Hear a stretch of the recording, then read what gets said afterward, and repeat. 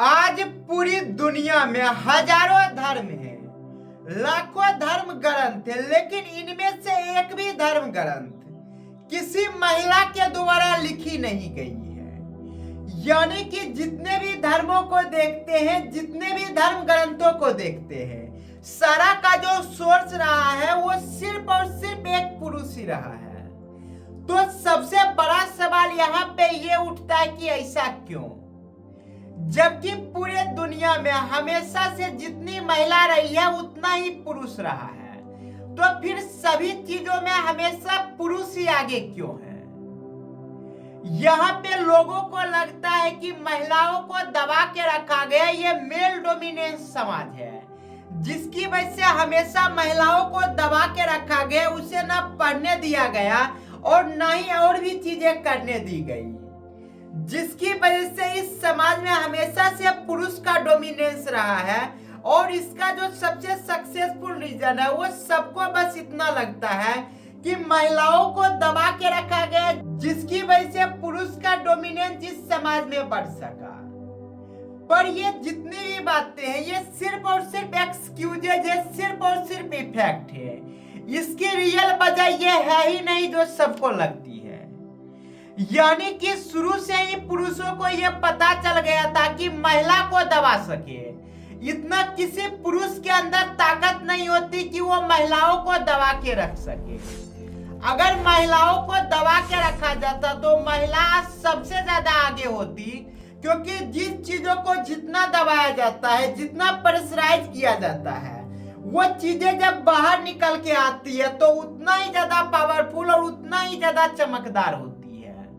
पर ये चीजें भी पुरुषों को पता था कि एक तो महिलाओं को दबा के नहीं रखा जा सकता, यानी कि पुरुष के अंदर इतनी पावर नहीं होती कि महिलाओं को दबा के रख सके। और दूसरी चीजें, अगर महिलाओं को दबाने की कोशिश भी की जाएगी तो जिस समय वो निखर के बाहर आएगी, उसकी चमक के सामने सूर्य की चमक भी कम पड़ जाएगी। यानी कि शुरू से ही जितने ज्ञानी पुरुष रहे हैं उसे हमेशा से यह पता था कि महिला, जिसकी वजह से इस पूरी सृष्टि में हर एक जीवों का जन्म होता है, यानी कि जितने भी जीव जंतु को अपने आसपास देखा करते हैं, चाहे वो जानवर हो या इंसान हो, उस सभी चीजों के रचना के पीछे का जो कारण है वो सिर्फ और सिर्फ एक महिला ही है।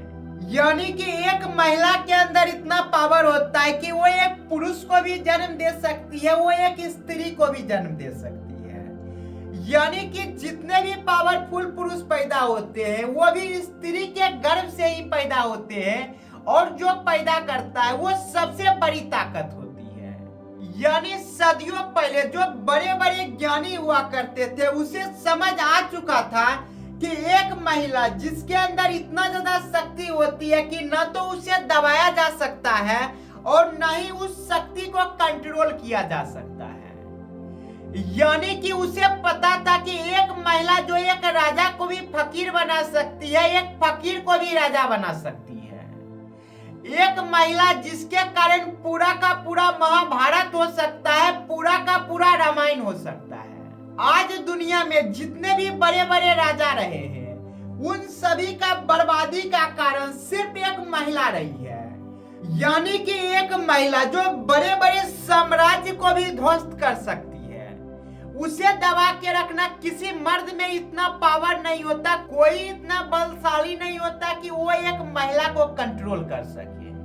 तो जितने भी बड़े बड़े ज्ञानी थे उसे ये चीजें समझ आ गई थी कि अगर मुझे समाज में डोमिनेंस करना है, अगर मुझे दुनिया पे राज करना है, तो ये जो स्त्री होती है, जो दुनिया की सबसे बड़ी ताकत होती है, इसे हम हरा नहीं सकते, न ही इस पे काबू पा सकते। तो हमारे पास दूसरा रास्ता क्या बचता है? तो दूसरा रास्ता उन लोगों के पास सिर्फ ये बचा था कि जिस पावर को हम हैंडल नहीं कर सकते, उस पावर का अगर डायरेक्शन बदल दे तो हमारी प्रॉब्लम ही खत्म हो जाएगी। यानी कि जिस शक्ति के आगे हम टिक नहीं सकते, उस शक्ति का सिर्फ और सिर्फ डायरेक्शन बदल दे तो वो शक्ति हमारे लिए जीरो हो जाएगी और हमारे लिए वो बाधा नहीं बनेगी। तो इस स्त्री शक्ति को जिसने पूरे ब्रह्मांड को बनाया, जो उसका बाय प्रोडक्ट हुआ करती थी, जितने भी ज्ञानी लोग थे सभी ने इसके डायरेक्शन को ही चेंज कर दिया। यानी कि एक महिला का बाय प्रोडक्ट होती है सुंदर दिखना, एक महिला का बाय प्रोडक्ट होती है मां बनना। पर पुरुषों ने क्या किया कि इन चीजों को ग्लोरीफाई कर दिया। यानी कि महिलाओं को बार बार ये बताया गया कि तुम इतनी सुंदर हो कि तुम्हारे जितना सुंदर इस ब्रह्मांड में कोई नहीं है। तुम्हारी सबसे बड़ी ताकत ही यही है कि तुम सुंदर दिखती हो।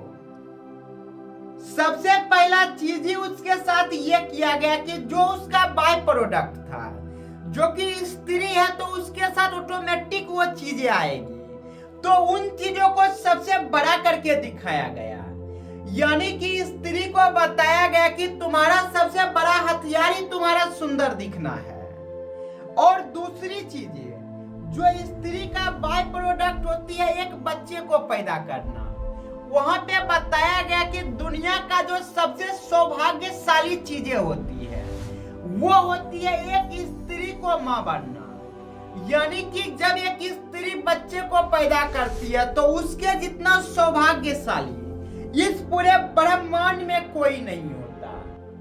यानी कि यहाँ पे जो इन चीजों को ग्लोरीफाई किया गया, जहाँ पे बच्चे पैदा करने को चीजों को बहुत ज्यादा अट्रैक्टिव दिखाया गया, ये सिर्फ इसलिए किया गया ताकि औरत के हर एक समय को चोरी कर सके।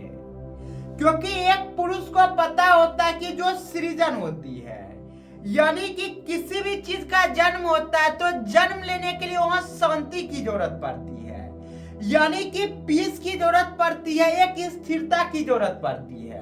पर स्त्री के पास अगर उस स्थिरता को ही ना रहने दे, स्त्री के पास उसके समय को ही ना रहने दे, उसके हर एक सेकेंड को चुरा लिया जाए, तो स्त्री से हम आगे निकल सकते हैं। तो यहाँ पे तीसरी चीजें ये की गई कि औरत को बताया गया एक बच्चे का सही से पालन पोषण सिर्फ एक स्त्री ही कर सकती है। जहाँ पे बच्चा क्या बोलेगा, बच्चा क्या सीखेगा, उसका जो पहला शब्द होता है वो माँ के द्वारा ही सिखाई जाती है। एक बच्चा अपने जीवन में कितना ऊपर आएगा ये चीजें सिर्फ परवरिश पे निर्भर करती है।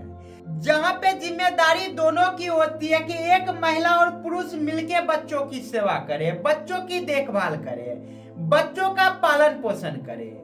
लेकिन पुरुष अपना समय बचाने के लिए स्त्री को यह बताया कि बच्चे को अच्छे से पालन पोषण करना है, एक माँ का कर्तव्य होता है और माँ का सौभाग्य होता है। यानी कि स्त्री के हर एक बाय प्रोडक्ट को उसका मेन सोर्स बता दिया गया। यहाँ पे उसका जो पावर था सिर्फ उसके पावर को डायरेक्शन को चेंज कर दिया गया, जिसकी वजह से पुरुष के सामने कोई स्त्री टिक नहीं पाई। ये ठीक वैसा ही है जैसे एक फूल के बगीचे में जो सबसे खूबसूरत फूल होती है, जिसकी गमक इतनी तेज होती है कि हर कोई उसकी ओर आकर्षित होते रहता है। वहाँ पे जो भी उस फूल को देखता है हर कोई इतना अट्रैक्ट होता है और उसकी सुगंध इतना ज्यादा अट्रैक्टिव होती है कि हर कोई चाह रहा होता है कि किस प्रकार से उस फूल को पा सके। वहाँ पे उस फूल को भी ये पता होता है कि अगर मैं इस बगीचे को छोड़ दूंगी तो मेरी जो चमक है वो गिरते जाएगी, मेरी जो सुगंध है वो भी खत्म हो जाएगी। पर उस फूल को हमेशा ये बताया जाता है कि अगर तुम्हें मैं ले गया तो ये तुम्हारे लिए शान की बात है कि तुम्हारी खुशबू से मैं महक गया। यानी कि तुम्हारे आने से चमक भले मेरी बढ़ जाए लेकिन इसकी वजह तुम हो। यानी कि उस फूल को बार बार ये बताया गया कि तुम्हारी जो खुशबू है वही तुम्हारी असली स्ट्रेंथ है, तुम्हारी जो चमक है, तुम्हारी जो ये खूबसूरती है वही तुम्हारी असली पावर है। जहाँ पे उस फूल को बगीचे से टूटने का दर्द का एहसास नहीं होता, क्योंकि उसे पता चल गया कि मेरी जो खुशबू है मेरी वजह से लोग चमक उठते हैं, मेरी खुशबू की वजह से लोग खींचे चले आते हैं, जिसकी वजह से उसे लगता है कि मेरी खूबसूरती ही मेरी पावर है। अगर मैं यहाँ पे रह गया, अगर मैं इस बगीचे में रह गया तो मेरी खूबसूरती नाकाम हो जाएगी, कम से कम ये किसी के काम तो आएगी, और काम इतना आएगी कि सामने वाला का जो चमक होगा वो सिर्फ मेरी और मेरी वजह से ही रहेगी। तो यही चीजें स्त्री के साथ की गई। स्त्री को बताया गया कि तुम्हारा सुंदर होना ये सौभाग्य की बात होती है। अगर तुम मेरे साथ खड़े रहोगे तो दुनिया की हर ताकत मेरे सामने झुकते नजर आएगी। भले तुम्हें ये लगेगा कि समाज मेल डोमिनेंस का है, लेकिन तुम्हें पता है कि असली डोमिनेंस तुम ही कर रही हो। यानी कि औरत के डायरेक्शन को हमेशा बदल दिया गया। जो उसका बाय प्रोडक्ट था उसे उसका मेन सोर्स बता दिया गया, जिसका इफेक्ट ये रहा कि एक स्त्री के पास खाली समय नाम का कोई चीज ही नहीं रह गई। उसके हर एक सेकेंड को चुरा लिया गया, जिसकी वजह से स्त्री की वजह से किसी भी चीजों का सृजन नहीं हो सका।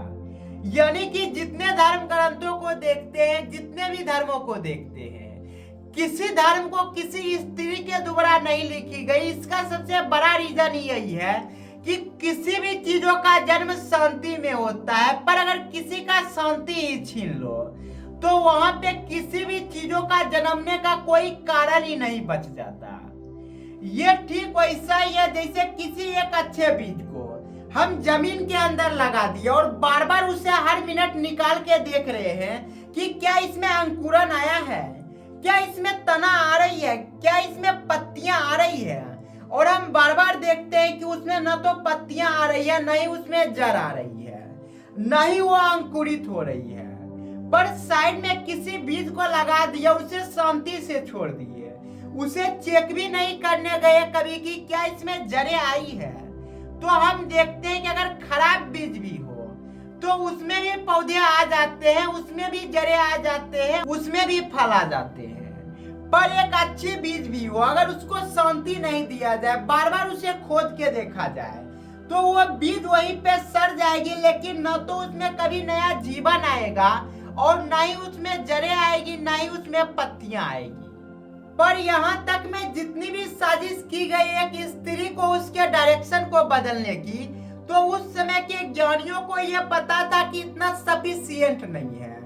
अगर सिर्फ यहीं पे मैटर को क्लोज कर देंगे तो एक समय आएगा कि स्त्री आगे बढ़ जाएगी, और जिस समय स्त्री आगे बढ़ जाएगी उस समय पुरुष की कोई हैसियत नहीं रह जाएगी। तो यहाँ पे एक मास्टर स्ट्रोक चाल चला गया, जहाँ पे किया ये गया कि पुरुष का जो भी चीजें होती है, जो सबसे बड़ा चीज होती है वो होती है इज्जत। तो अपने इज्जत के ताज को महिलाओं के सर पे रख दिया।